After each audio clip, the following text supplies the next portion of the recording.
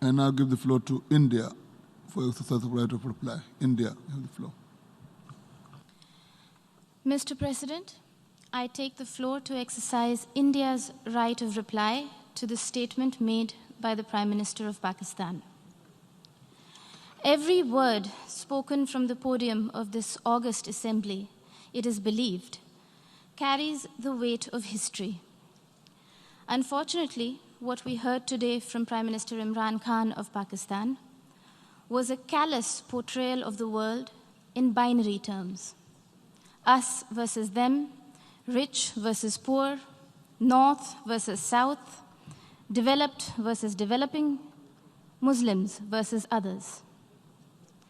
A script that fosters divisiveness at the United Nations, attempts to sharpen differences and stir up hatred are, simply put, hate speech.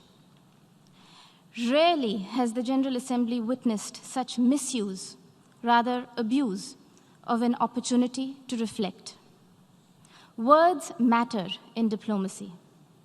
The invocation of phrases such as pogrom, bloodbath, racial superiority, pick up the gun, and fight to the end reflect a medieval mindset and not a 21st century vision.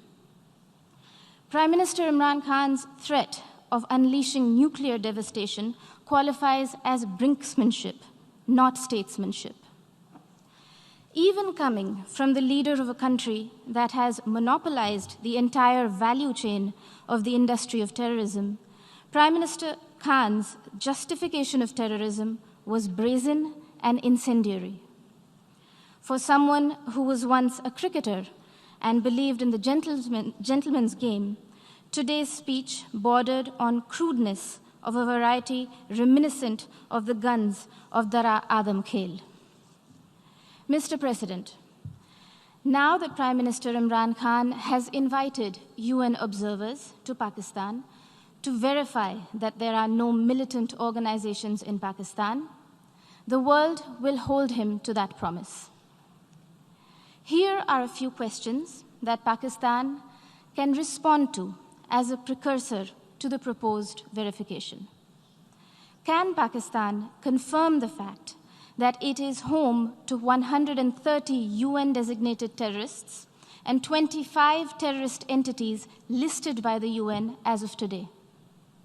Will Pakistan acknowledge that it is the only government in the world that provides pension to an individual listed by the UN in the Al-Qaeda and Daesh sanctions list?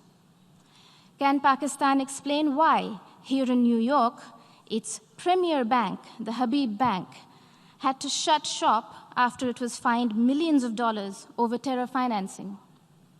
Will Pakistan deny that the Financial Action Task Force has put the country on notice for its violations of more than 20 of the 27 key parameters?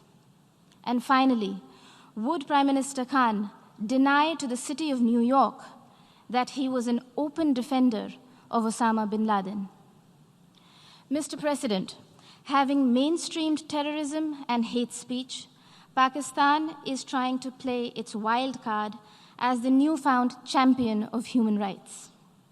This is a country that has shrunk the size of its minority community from 23% in 1947 to 3% today, and has subjected Christians, Sikhs, Ahmadiyyas, Hindus, Shias, Pashtuns, Sindhis, and Balochis to draconian blasphemy laws, systemic persecution, and blatant abuse and forced conversions.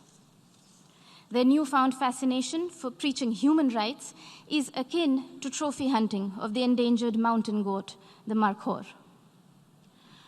Pogroms, Prime Minister Imran Khan Niazi, are not a phenomenon of today's vibrant democracies. We would request you to refresh your rather sketchy understanding of history. Do not forget the gruesome genocide perpetrated by Pakistan against its own people in 1971 and the role played by Lieutenant General A.A.K. Niazi. a sordid fact that the Honorable Prime Minister of Bangladesh reminded this assembly about earlier this afternoon.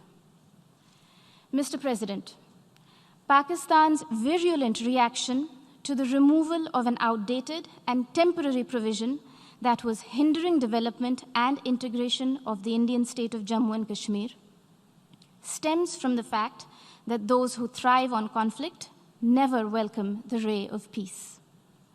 While Pakistan has ventured to upstream terrorism and downstream hate speech there, India is going ahead with mainstreaming development in Jammu and Kashmir.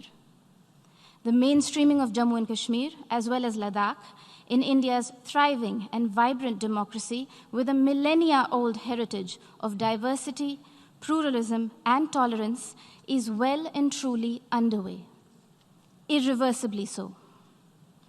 The citizens of India do not need anyone else to speak on their behalf, least of all those who have built an industry of terrorism from the ideology of hate. I thank you, Mr. President. I thank the representative of India for her remarks.